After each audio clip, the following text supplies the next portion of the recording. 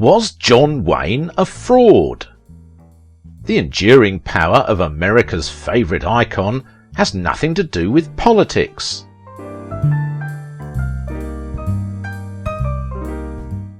In a live recording of a 1968 performance, the radical folk singer Phil Ochs introduces a song by saying, "I was always a John Wayne fan when I was younger." The audience laughs, thinking he is joking. But Ochs persists. One of the dilemmas we have is that many of America's greatest artists are very right-wing and reactionary and not very intelligent. But they're truly great in their own mediums. I think that John Wayne is one of the greatest men ever to step in front of a camera. This song is dedicated to John Wayne. As he begins strumming chords through the giggles of the crowd, he mumbles, "Nobody takes me seriously."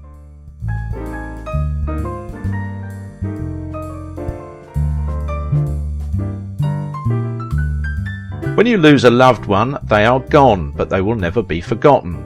They will always be in our hearts, and we will forever look up to them as our heroes.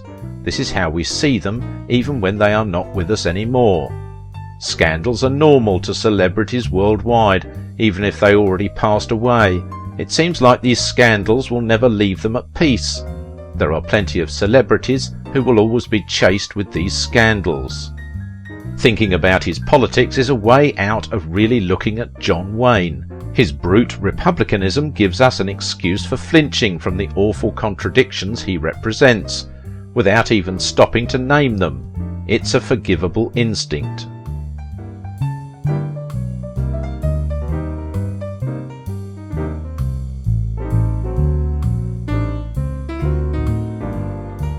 What other American icon comes so overloaded with reflections of our national disasters? Who else thrusts the difficult question of what it means to be a man in America so forcefully in our faces, daring us to meet his gaze? John Wayne Airport is located in Orange County, and this was named after a Western actor that most of us know as the Duke. Recently there's been a suggestion to rename the airport and strip Wayne of the honour that was given to him after a 1971 Playboy interview resurfaced. The actor made some comments that definitely divided the state.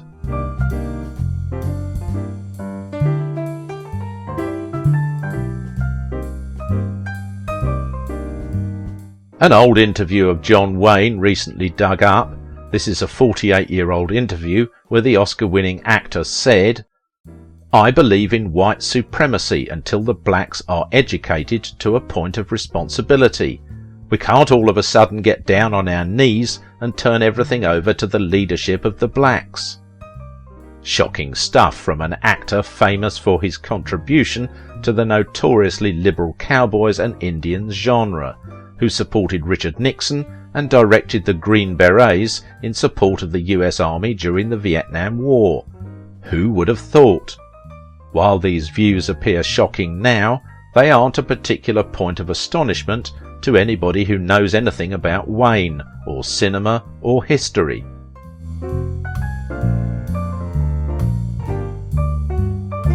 He also spoke about what he thought as a perversion of the Hollywood films pertaining to homosexuals, just like the movies Easy Rider and Midnight Cowboy. He also used a certain homosexual slur to describe the characters before he discussed the benefits of sexual intercourse with the opposite sex. Wayne has been a star of many Western movies. He was also asked about the Native Americans, which were usually portrayed as villains in most of his movies. He said, "I don't feel we did wrong in taking this great country away from them, if that's what you're asking. Our so-called stealing of this country from them was just a matter of survival." He said that the Europeans needed new land and Native Americans were selfishly trying to keep it for themselves. Of slavery, he said that he didn't feel any guilt. "I don't feel guilty about the fact that 5 or 10 generations ago these people were slaves," he said. "Now I'm not condoning slavery, it's just a fact of life, like the kid who gets infantile paralysis has to wear braces so he can't play football with the rest of us. And he spoke harshly about Native Americans when asked whether he felt any empathy for them, given the centrality many of them played in the westerns he had worked on. "I don't feel we did wrong in taking this great country away from them, if that's what you're asking," Wayne said. "Our so-called stealing of this country from them was just a matter of survival. There were great numbers of people who needed new land, and the Indians were selfishly trying to keep it for themselves."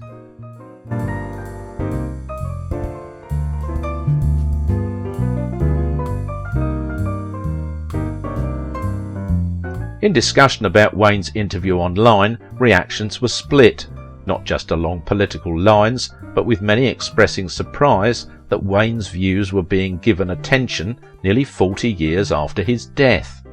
Some wondered whether a 48-year-old interview with an actor who had been dead for almost 4 decades was fair game for discussion. John Wayne's life has long been noted for its contradictions. In a 1996 review of Wayne biography, The Washington Post noted the deferments that allowed Wayne to escape serving in World War II. Other actors did risk all, and some lost, returning to the public's indifference. Some of them were supplanted by Wayne himself, who took his deferments until service became a moot point, a fact he was ashamed of for the rest of his life, the report noted.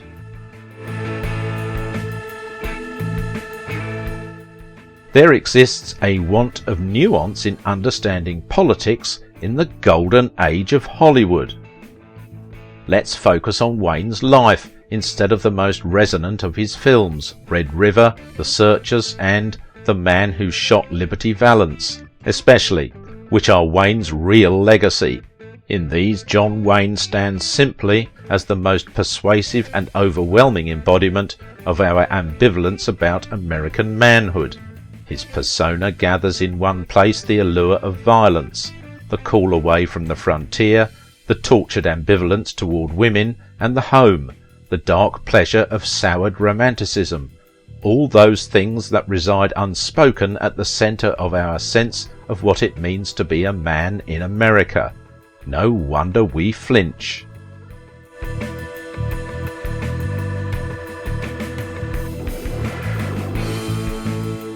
Wayne, we know now, was created. Before that film he'd played charming, brash young men, flirtatious but essentially still adolescent in their appreciation of women, often opposite worldly, even trampy actresses like Claire Trevor and Marlene Dietrich.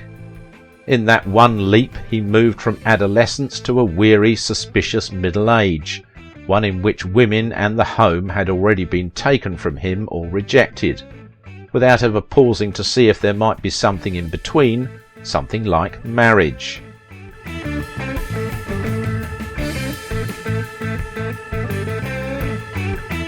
It seems to me that no one has noted the resemblance between this mature Wayne figure and that other genre icon of American maleness, the hard-boiled detective. Both begin their narratives already irrevocably divided from women and the home by a trauma that has happened before the story even begins. The source of these men's bitterness is never demonstrated or justified. It is instead a fait accompli, a part of the background. Why do Americans have such a terrible yearning for this dark knight, this damaged and isolated paternal figure? Is Humphrey Bogart simply John Wayne for sophisticates who believe themselves superior to westerns?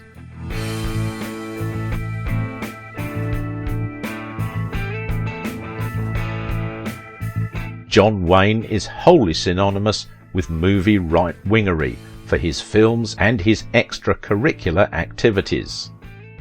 This scandal erupted when a writer for the LA Times named Michael Hiltzik wrote an article reviving the interview in question. He was also the one who questioned whether Wayne still deserves to have the airport named after him. In the middle of this chaos, Wayne might have passed away, but his family will always be there to defend his legacy, especially his son Ethan. Wayne's son admitted that what his father said during this interview was horrible, but according to him, it would be an injustice to easily judge a person based on a single interview which has been used out of context. Ethan said that some people try to contradict how his dad lived his life. How Wayne lived his life was the true description of who he really was. He said that his dad cared how well people did their job, but he did not judge them based on their gender, race, or even their sexual orientation. Ethan recalls that Wayne would take everyone at face value.